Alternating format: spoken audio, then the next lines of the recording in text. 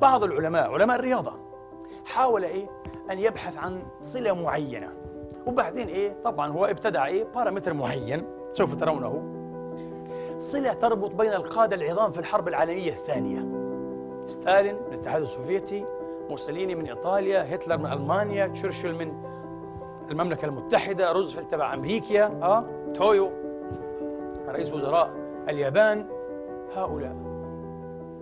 قال طيب هيا نأخذ مثلا سنة ميلاد كل واحد ونجمعها إلى سنة تولي السلطة، ونجمع إلى ذلك عدد السنوات التي بقي في السلطة، ونجمع أخيرا سنه عند وفاته. وبدأ بهتلر 1889 1933، 11 سنة في السلطة، ومات عن 55 سنة، 3888. احسبوها وافعلوا هذا مع تشرشل، سنة ميلاد مختلفة، سنة تولي سلطة مختلفة، عدد سنوات مختلف، سنه عند الوفاة مختلف، والمجموع 3888. موسوليني المجموع 3888، روزفلت 3888، ستالين 3888، تويو 3888. فسروا هذا، مدهش جدا ومحير.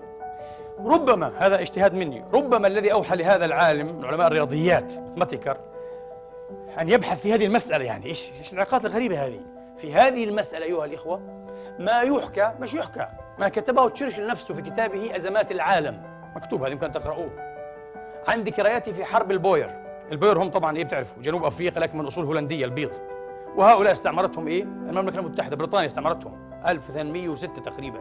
المهم في 1899 قامت حرب البوير بين مملكتي البوير وبين بريطانيا، واستمرت 1901 أو 1902 أولها.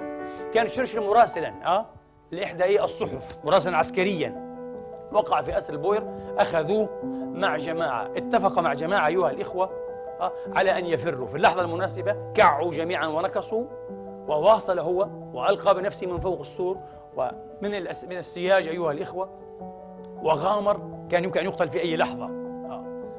وأمامه الحدود البريطانية أكثر من 300 مايل، حوالي 550 كيلومتر تقريبا، ولا يعرف أين يتجه، وما عندوش أي إمكانية ولا بوصلة ولا أي شيء.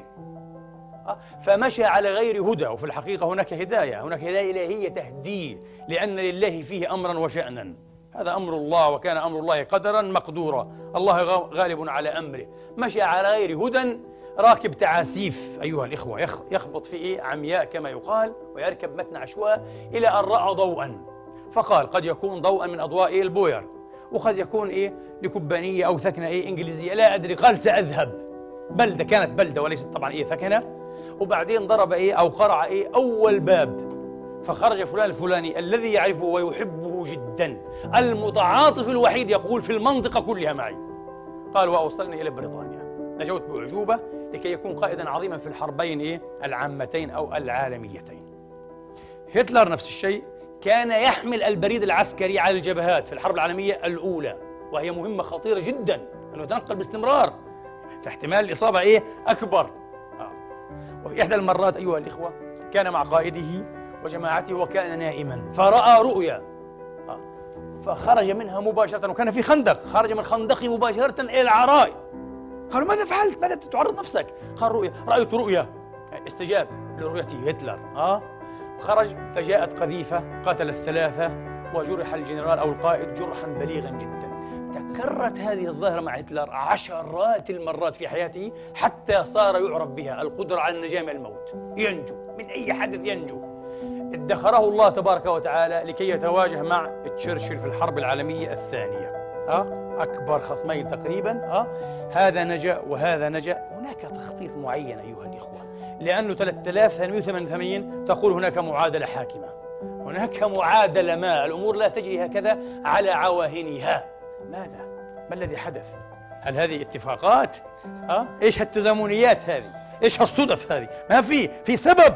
السبب أنه لا تسقط أيها الإخوة ورقة، ولا تنزل حبة مطر أيها الإخوة إلا حيث أراد الله ومتى أراد أن تنزل. نعرف هذا، وما تسقط من ورقة إلا يعلمها.